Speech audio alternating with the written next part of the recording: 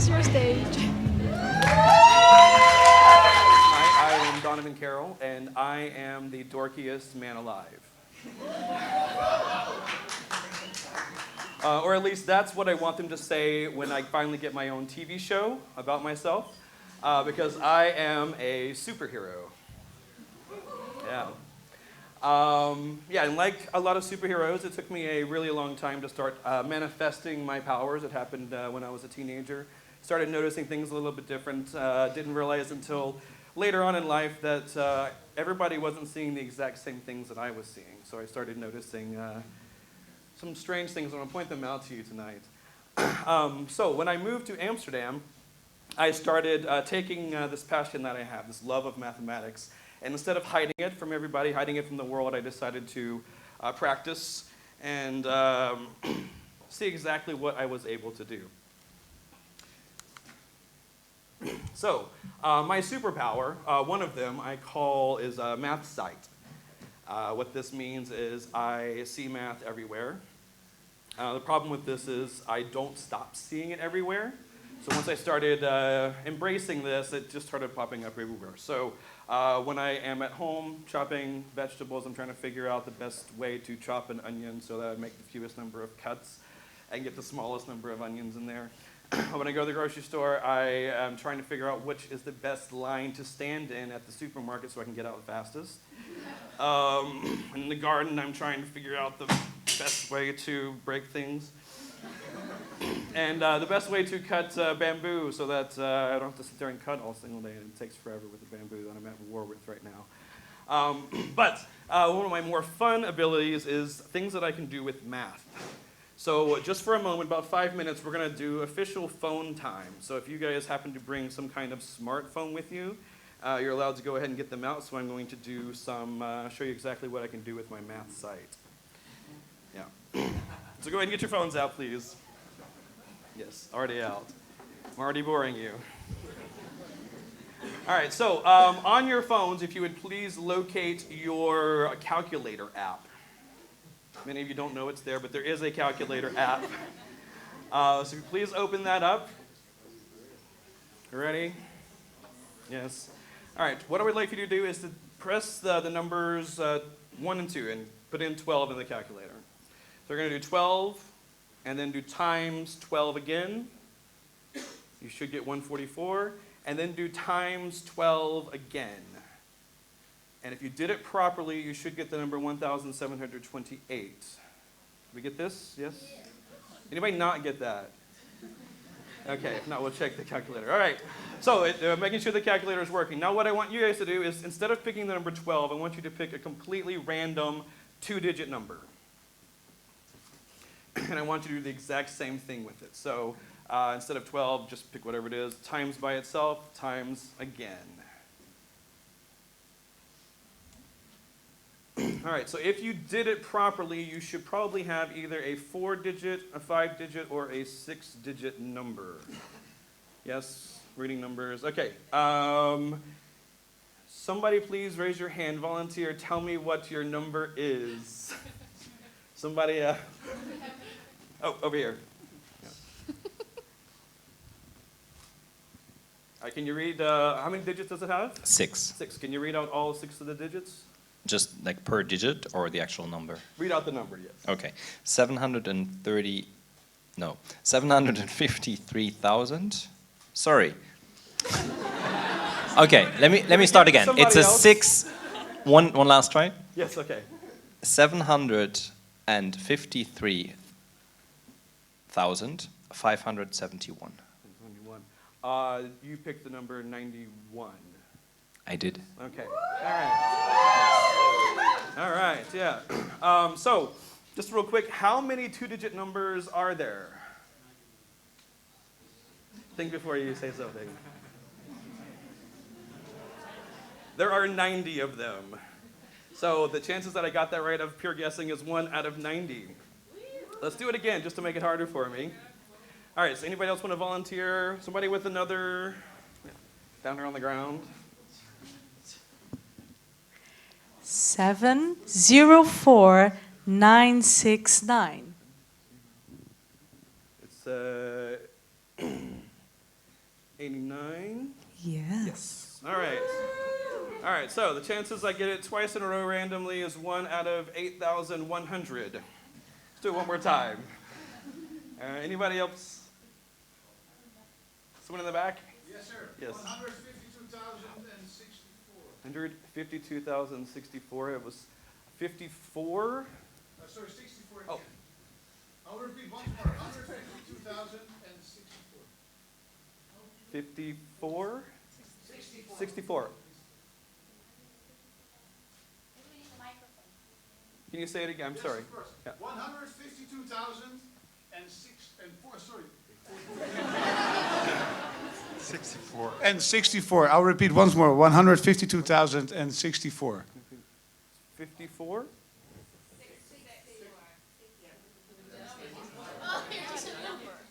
No, the number is 88. 88. Check the number. That's 152,064. no. But I still love you. Thank you. Okay, all right. It's all good. Okay. All right, it was fireball time, I think. Yeah. All right, I'm not sure what happened with that one, but yeah, that's one of the tricks that I do. And I started teaching this to my students. I didn't realize that other people didn't realize this. Oh yeah, phone time away. Put them down. So I started teaching this to a lot of my students. And one time I taught this to my business college students. And the next week in class, they came back and they said, "Thank you so much for teaching us how to do this." And I said, "Why?" And they said, "Well, this past weekend I was able to get a female's number with it." So I'm trying to use my abilities for the good of humanity. That really wasn't what I had in mind, but I will take it. I think that was pretty amazing. So not only am I trying to combat ignorance, I'm also trying to get rid of people's lack thereof of self-confidence. So self-confidence is what I'm working towards. My universe is called the Math Universe, MU for short. After I moved to Amsterdam almost 4 years ago, I started noticing that Amsterdam is quite the place for a lot of mathematics. I created Math in Amsterdam, so I have an Instagram, Facebook, Twitter, and all that of all the things that I am seeing. So with this math site that I have, I started noticing that there are triangles in the streets of Amsterdam, and there is a decagon, and then there's a icosahedron, and then I started noticing there are more and more and more and more. So I created a map.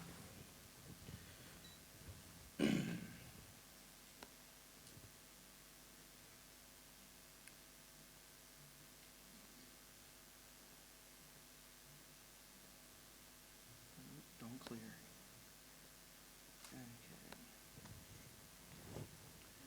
Okay, so after 4 years of collecting all of these things that I have been seeing, which I consider mathematical, I now have around 144 things that are all around Amsterdam. So each one of the icons represents something that I think is mathematical, and then each shape represents a kind of specific category it's going to be under. So I've categorized them in many different ways. Some of them are pure math things, some of them are math and science, some of them are math and art, and things like that. So, showing you an example. This is not working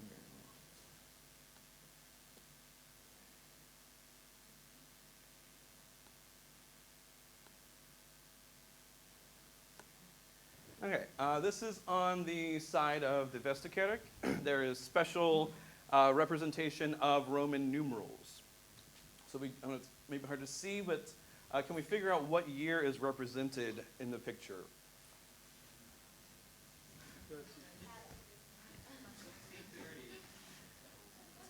830? 1630? Yes, 1630.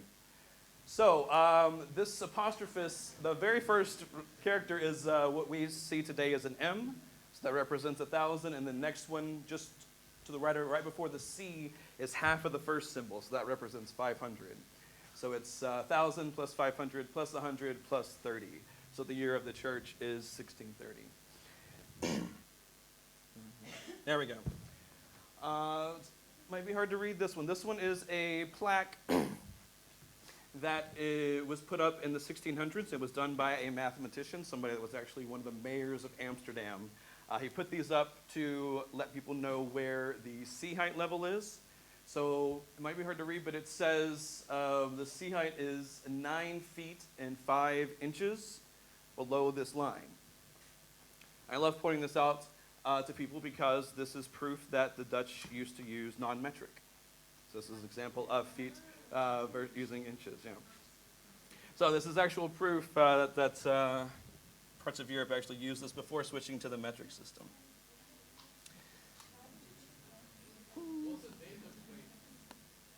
The date? I'm not sure the exact date. It was 1670s or so. The mayor that put those up, he put up 8 of them, but that was the only one that is still standing. Yeah. Let's see. So I've got a whole category for things that are measurements, like measuring time, hourglasses, rulers, nautical equipment, maps, and things like that. In terms of geometric shapes, I started noticing that there are lots of circles, triangles. They're the two that are winning right now, the ones that have the most. There are hexagons. There's even a icosahedron in the city as well, too. Yeah, you saw it, yes. There are compasses, special architecture like the smallest house, the widest house, the narrowest house. Put those things on there as well. And then all sorts of art sculptures that involve some kind of mathematical thing. And then there are the ones that are kind of more related to science, but they're just kind of cool. I didn't want to leave them off. Very interesting fact is that Fahrenheit, the guy that created the Fahrenheit scale, lived in Amsterdam for most of his life. So he lived here, but he's buried in The Hague, and there are no markers here. So a lot of people know that he was actually someone. He developed the Fahrenheit scale here as well, too. And a quick tip about that. If you're uncomfortable with the Fahrenheit scale and you know Celsius, a really quick estimation is to take Celsius, multiply it by 2, and add 30. So there is a little more complicated thing, but that is an estimation that will help you do it in your head a little faster. You don't want to do that if you're baking cookies or something like that because they'll probably get burned. But temperature-wise, that's a really good estimation that you can do. Yeah. All right.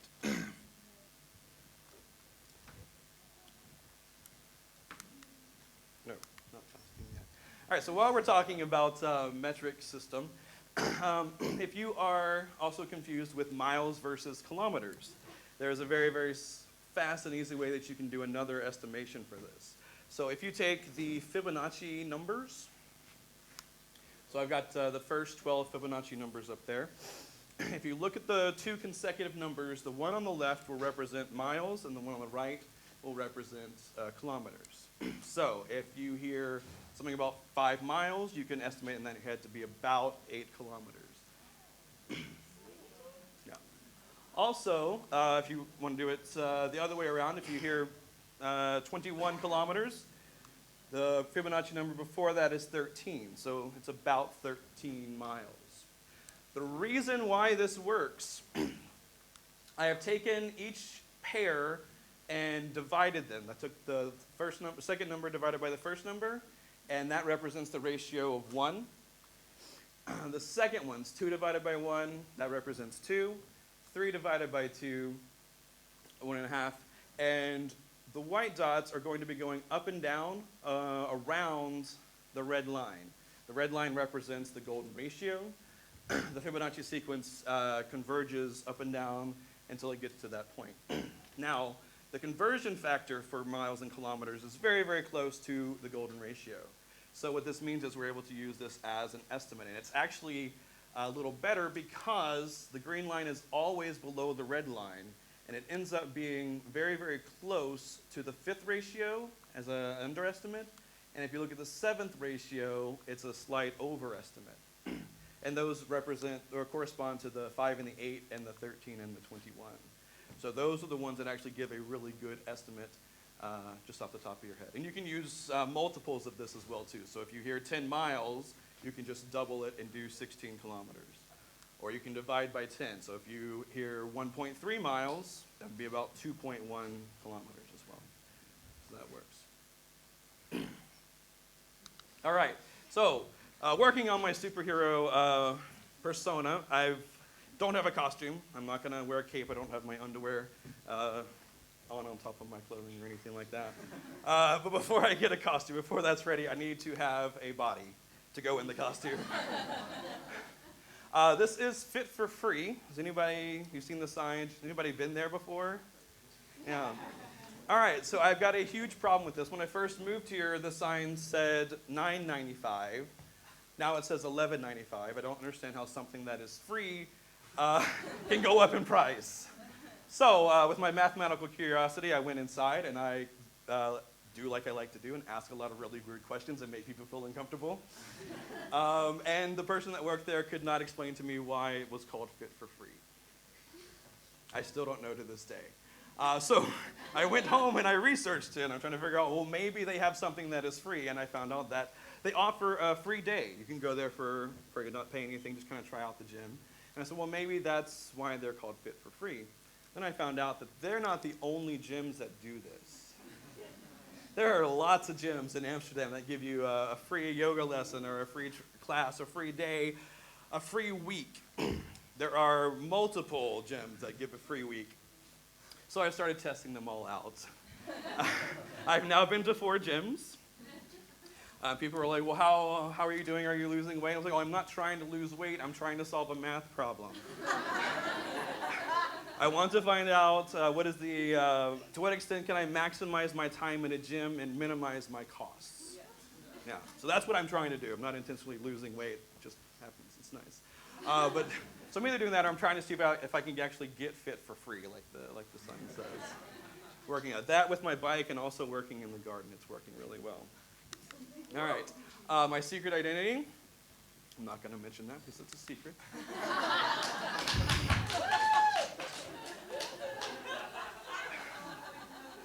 All right. Now the bad part. My weakness. I've been trying to figure out exactly what superhero I'm most like, and in this sense, I'm kind of like Cyclops with the red laser beams that just continuously come out. Same thing happens to me is I can't turn off this math site, this crazy obsession with math that I have, and it ends up getting me into trouble. All right, so I found this photo online, and I thought it was really cool. There are some mathematical symbols at the top, things that you normally don't see, like an integration symbol, a square root symbol, summation, things like that. So I wanted to go check it out, and I went on one of my little math hunts that I like to do. And I found it, took a photo of it. I noticed across the street was this. Oh, that's cool. It's a pyramid on top of a building. Took a photo of that. And I went back to my bike, and as I was getting on my bike, 2 men approached me. They were speaking Dutch to me, and I pretended like I didn't understand what they said, and then they said it louder, a little bit more angrily, and I listened this time. It turns out that they were policemen. They wanted to know why I was taking photographs of a police station. Apparently it's I guess it's a crime to do that. But unbeknownst to me, this was on the side of a police station. I know I'm not the first person to photograph this because I saw a picture of it myself online before I found it. But nowhere on this building is there anything that indicates that it is a police station. So after they questioned me for about 5 or 6 minutes or so, I started getting out like my visas, my business cards. I tried to convince them that I was just a math teacher. And they didn't believe me. Then they said, well, if you were just taking a picture of this, why were you also taking a picture of a hospital? Apparently they thought I was casing the whole street corner.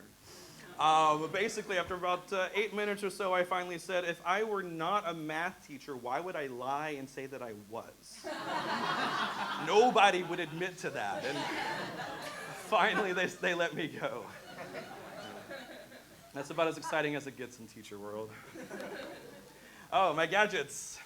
So through mathematics, I have learned that I am able to do a lot of things with cards and Rubik's Cubes. And also, one of the things that's on my map led me, after I took a picture of it, an hour later, I ended up finding out that I could juggle. They were actually giving a juggling workshop, and I an hour later, just started juggling. I went home and found out that there's a lot of mathematics involved with juggling.